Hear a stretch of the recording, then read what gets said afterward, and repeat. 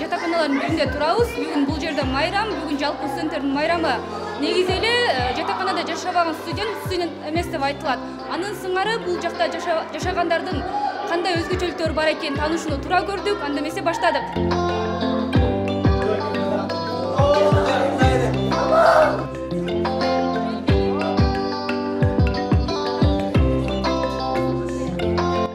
Коридор тынч, байкаганыңыздардай, бирок ушул 520да аябай шаңдуу отурат. Ушул жакты текшерсек деп жатабыз, эмне кылып жатканын. Эмнесе келдик. Салам балдар. Майра.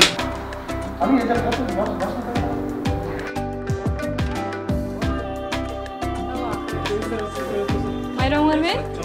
Ырыс келдин Нурбол Амансыймов. Бул бир тууганча жашаган 4 жигит жатаканадагы студенттердин турмушу менен тааныштырат. Кирерибиз менен шаңда отурган жигиттер ыр менен тосуп алышты. Жүрөгүм эздиң махабат мегинде бирге түшөм Азаматсыздар. Алгач азыр тааныша кетели, барып жалпы өзүңүз жөнүндө маалымат бере кетсеңиз. Менин аты жөнүм Сатыбалдиев Ырыскелди. Өзүм Жалал Абад областына караштуу Мокен районунун Алма айылында туулгам. Азыркы учурда Мурат Алкүрүнкеев атындагы музыкалык окуу жайдын 4-курсунда окуйм. Бул жакта 4 жылдан бери жашайбыз. 4 жылдан бери. Мынча ырдай берсеңер, силерге келип уктагыла деп эме жокпу? Бар азыр деген саат 8 болду. Азыр дагы 1-2 сааттан кийин майрам башталат деп жаткыла деген. Негизи бул саат канчада жабылат өзү? 10да жабылат. Мисалы, эште калып калган учур болду беле силерде? 2 күндөн биринде эле көчөдө калдым. Тойлорго барганда Баса студенттин бир тойгон орто байыганын деп эл ичинде айтылат эмеспи? Мындан улам кечки тамакка жасоого киришкен Амандан студенттердин жатаканадагы мээнисин сурадык. Фильминде бир дастырыч. Эмне тамак ошо? Картошка куруйбуз. Ал айылдан деле кылчубуз, апамдын кийгени болгондо. Ошо. Кошунубуздан пияздын сурап келет. Өзүңүздө жокпу, э? Азыр данный время пияз калбай калыптыр, пияз. Картошка сабизиңер? Бар. Бар, э? Бар. Жакшы. Ошо ушинтип жашайбыз. Бар жакшы, Кудайга шүгүр. Айылды сагындыңбы? Айылды аябай жат ойлоносуң ошо. Айтып коет эмеспи, өзүң үй бүлөңү кичине сырттагандан кийин түшүнөсүң кадыр баркын деп. Апамдын кыйкыргандарын сагынасың. Ошо нан жытын. Бир сөзүң эсте калып калды, апаңдын кыйкырган кайсы сөз калды?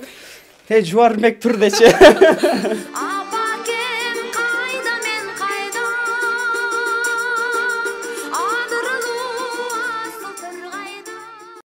Өзүңүздөр көрүп тургандай, бул жер студенттердин кухнясы экен. Мындайча айтканда, жалпысынан 1 2 3 4 5 6 7 8 9 10 адамга ылайыкталган плиталар бар экен.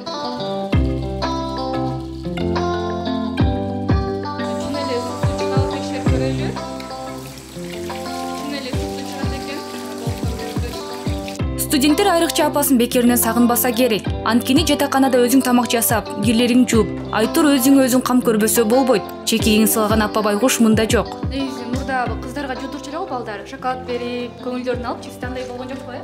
Жудурбайсыңарбы? Жок, жудур эле жүрдүк эми. Кантса да чоңой 3-4 болуп калды. Неудобно Айтмакчы, 17 ноябрь дүйнө жүзүндөгү студенттердин эл аралык күнү эмеспи? Бул майрамга карата уюштурулган чакан концертке да күбө болдук.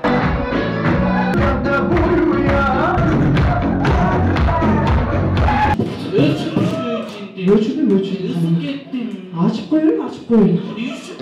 Албетте, студенттердин жашоосу, кызыгуусу, ыр күлкү жатаканадагы узун коридорундагы саякаттан эле эмес, саясаттан да турат. Кыргызстандагы азыр тамада кудулдардан, саясатчылардан болуп олтуруп 60тан ашуун президенттикке талапкер атсалышканын жатат.